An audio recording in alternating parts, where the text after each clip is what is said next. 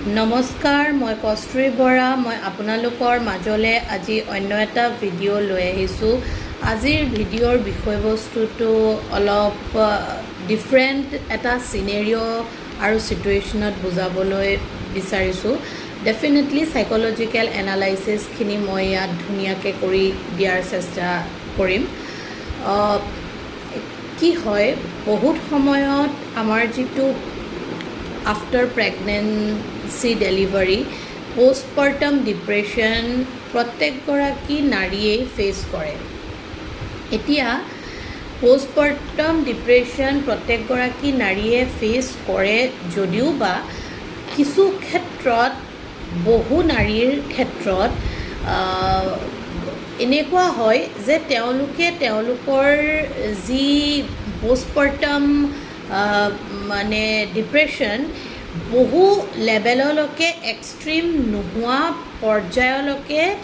নিজেই strategically handle কৰে, সেইটো ভুল নহয়। কিন্তু কিছু ক্ষেত্ৰত পষ্টপাৰ্টাম ডিপ্ৰেশ্যনৰ কাৰণে আমাৰ ছাৰাউণ্ডিঙত থকা মানুহসকল বা আমাৰ যি ইনলজৰ ফেমিলি থাকে, সেই ফেমিলিসকলো বহু বেছিকৈ জগৰীয়া হয়। এতিয়া কথা এনেকুৱা হয়,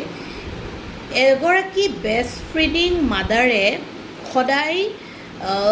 পুষ্টিকৰ নিউট্ৰিশ্যনছ পাই থাকিব লাগে, যাৰ তেখেতে মানে হেল্ডি ৱেত বেবীটিক কি কৰিব পাৰে, ব্ৰেষ্ট ফিড কৰাই থাকিব পাৰে। কিন্তু তেনেকুৱা ক্ষেত্ৰত যদিহে তেওঁ প্ৰপাৰ ডায়েট আৰু মিল দিয়া নাযায়, তেতিয়াহ'লে বাৰু কি হয়, বহু ক্ষেত্ৰত মানুহৰ যি ইণ্টেন্স জেলাচি, এতিয়া ইণ্টেন্স জেলাচিৰো এটা পৰ্যায় থাকে যে এজন ব্যক্তিক কিয় ইণ্টেন্স জেলাচিত থাকে আৰু সেই ব্যক্তিজনে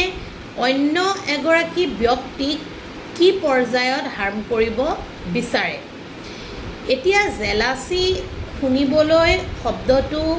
ডেফিনেটলি আমি কমনলি ইউজ কৰোঁ কাৰণে এনেকুৱা লাগিছে যে সচৰাচৰ জেলাচিৰ কাৰণেই কৰে।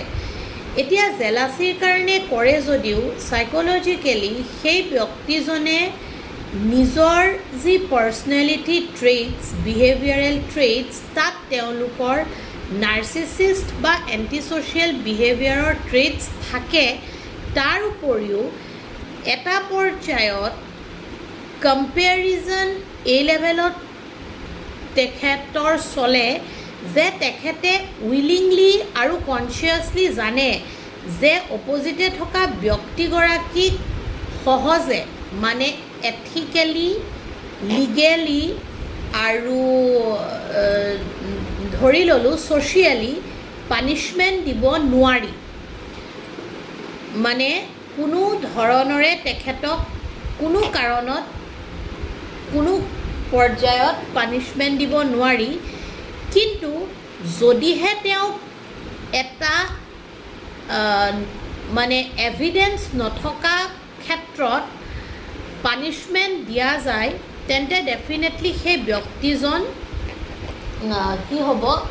ভাগি পৰিব, নতুবা সেই ব্যক্তিজন ডেফিনেটলি আৰু বেছি পেইন বা ট্ৰমালৈ যাব। চ' প্ৰথম কথাটো হৈছে তেখেতলোকে উইলিং আৰু কনচিয়াছলি নন এভিডেঞ্চ বেছ ক্ষেত্ৰত অপজিটে থকা ব্যক্তিগৰাকীক পেইন দিব খোজে আৰু তাৰ কাৰণেই তেওঁলোকে চুজ কৰি লয় মেণ্টেল হাৰাছমেণ্ট বা মেণ্টেলি এজন ব্যক্তিক প্ৰভোগ কৰি থকাৰ কাৰণে, আৰু লগতে তেওঁৰ বডিয়ে মিনিমাম লেভেলত ছিক্ৰেট কৰিব পৰা এটা স্পেচিফিক টাইমত যি হৰমন, সেই হৰমন যাতে তেওঁ ছিক্ৰেট কৰিব নোৱাৰে, আৰু লগতে সেই হৰমনৰ ইমবেলেঞ্চৰ কাৰণে যাতে তেওঁৰ ইৰিটেশ্যন, হাইপাৰ টেনশ্যন, এংজাইটি আৰু ষ্ট্ৰেছ বাঢ়ি যায়, আৰু যাৰ কাৰণে তেওঁ সৰু সৰু কথাতে ৰিয়েক্ট কৰে, সৰু সৰু কথাতে তেওঁ যাতে কিবা এটা ভুল কাম কৰে আৰু লগতে তেওঁ যি বেবী ডাঙৰ কৰি থাকে সেই বেবীৰ লগত যাতে তেওঁ ভালকৈ কমিউনিকেট কানেকশ্যন বঢ়াব নোৱাৰে আৰু যাতে তেওঁ নিজে ফিট নোহোৱাৰ কাৰণে বেবীটোক কোনো ক্ষেত্ৰত নেগলেক্ট কৰে, যাৰ কাৰণে কিবা এটা চিভিয়াৰ ইনচিডেণ্ট হ'লেও যাতে যোনে সেই দুখটো কৰে তেওঁৰ গাত ডাইৰেক্ট মানে কি নপৰে, চকু নপৰে বা ডাইৰেক্ট তেওঁ যাতে ৰেছপনচিবল নহয়। ইয়াৰ উপৰিও আৰু এটা কাৰণ চাইক'লজিকেলি দেখা যায়, যেতিয়া কোনো ব্যক্তিৰ মনত অন্য ব্যক্তিৰ প্ৰতি কিছু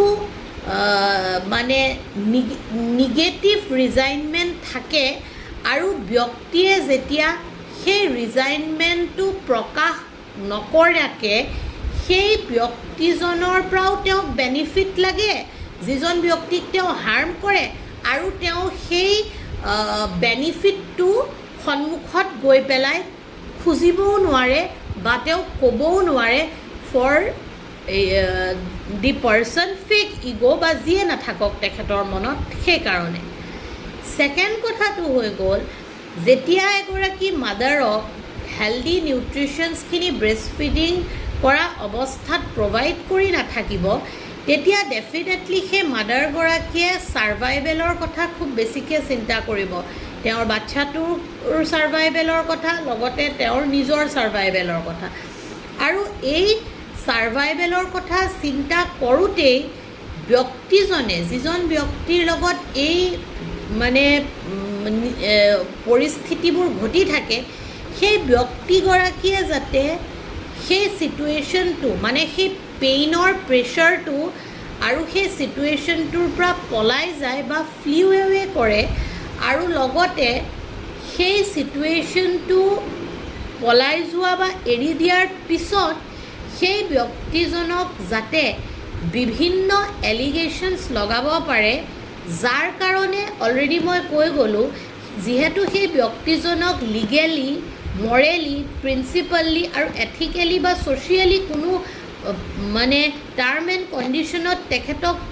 মানে বিট্ৰে কৰিব পৰা নাযায় বা তেখেতক কোনো কাৰণে অপকাৰ কৰিব পৰা নাযায় বেলেগ ব্যক্তিৰ চকুত পৰাকৈ,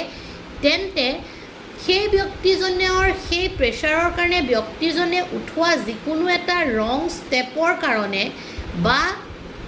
তেওঁ যিকোনো পৰিস্থিতিত কষ্ট পাই উঠোৱা সেই ষ্টেপটোৰ কাৰণে যাতে জগৰীয়া কৰি তেওঁক সেই ঠাইৰ পৰা এলিমিনেট কৰা যায়, আৰু এলিমিনেট কৰাৰ পিছত যিজন ব্যক্তিয়ে তেওঁক হাৰ্ম কৰি থাকে সেই হাৰ্ম কৰা ব্যক্তিজনে যাতে তেওঁতকৈ দুৰ্বল কোনোবা এজন ব্যক্তিক সেই জেগাত ফিট কৰিব পাৰে বা তেওঁৰ দৰে চিন্তাধাৰা কৰা এজন ব্যক্তিক যাতে তেওঁ সেই ঠাইটোত স্থান দিব পাৰে। এইবোৰ কিছুমান মানে চাইক'লজিকেল ছাবলেয়াৰ কাৰণ থাকে, যাৰ কাৰণে তেওঁৰ মাইণ্ডত নিগেটিভ আৰু ডাৰ্ক যিটো মানে আমাৰ ছাইড, সেই ব্যক্তিজনৰ সেইকাৰণে সেই ডাৰ্ক ছাইডটোৰ কাৰণে তেওঁ লেক অফ এম্পেথি থকা পাৰ্চন হয়,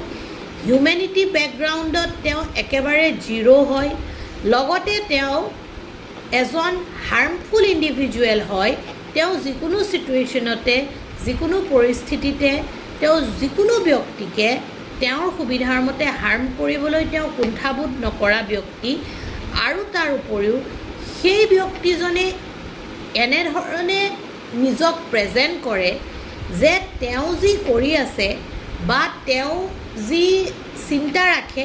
সেয়া তেওঁ অজ্ঞাতে কৰে, কিন্তু তেওঁৰ সেনেকুৱা ইণ্টেনশ্যন নাথাকে। আৰু এনে ব্যক্তিৰ মাজত এণ্টি ছ'চিয়েল নাৰ্চিছিষ্টিক বা নিগেটিভ ইম'শ্যন থকাটোতো স্বাভাৱিক, লগতে সেই ব্যক্তিজন মই অলৰেডি কৈছোঁ হিউমেনিটি বেকগ্ৰাউণ্ডতো এজন মানে হাম্বললেছ ব্যক্তি হয়, যি ব্যক্তিয়ে সেই পৰ্যায়ত এজন ব্যক্তিক ইমান টৰ্চাৰ বা পেইন দিয়ে যি সময়ত সেই ব্যক্তিজনে অপজিটে থকা ব্যক্তিজনে যি দুখ বা কষ্ট বা পেইন বা যি কানেকশ্যন নিজৰ লগত বা শিশুটিৰ লগত মানে বিল্ড কৰিব নোৱাৰে, তাৰ কাৰণে যাতে তেওঁ এটা আনকনচিয়াছ গিল্টত নিজেও গুচি যায় আৰু সেই গিল্টৰ কাৰণে যাতে তেওঁ নিজকো ক্ষমা কৰিব নোৱাৰে আৰু লগতে তেওঁ নিজৰ পৰিস্থিতিকো দুখ দি পেলাই সেই ঠাইতো তেওঁ থাকিব নোৱাৰে। মানে এনেকুৱা এটা টাৰ্মছ কণ্ডিশ্যন আৰু এটা ছিটুৱেশ্যন ক্ৰিয়েট কৰি দিয়ে য'ত যিকোনো উপায়েৰে অপজিটে থকা ভিক্টিম ব্যক্তিজনে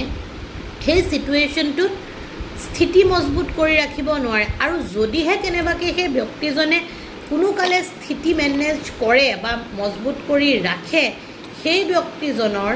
ৰিজাইনমেণ্ট বা জেলাচি বা ৰিজাৰ্ভেশ্যন বা যিটো আমি কওঁ হিডেন এংগাৰ, সেই এংগাৰ তেওঁ আজীৱনলৈকে কিন্তু নিজৰ লগত ৰাখে। লাগিলে সেই ভিক্টিম ব্যক্তিজনে পাহৰি পেলাই তেওঁক যিমানেই হেল্প নকৰক, ছাপৰ্ট নকৰক বা সহায় নকৰক বা তেওঁৰ দুখত যিমানেই নিজৰ এম্পেথি শ্ব' নকৰক কিয়। এইটো এটা ৰিয়েল ষ্টৰি বেছড কথা, যিটো মই নাম বা কাৰো বিশেষণ ব্যৱহাৰ কৰিব খোজা নাই। কিন্তু এনেধৰণৰ ট্ৰমা লাইফত বহু ঘৰত বহু সময়ত পৰিস্থিতিত ব্যক্তিয়ে ভোগে, কিন্তু এই ট্ৰমাসমূহৰ বিষয়েও কিন্তু আমি জনাটো আৰু আমি এই ট্ৰমাসমূহৰ কাৰণেও কিন্তু ফেমিলিত কাউন্সেলৰ বা সাইকোলজিষ্টৰ হেল্প লোৱাটো খুবেই বেছি জৰুৰী। Thank you so very much giving your valuable time to watch my video.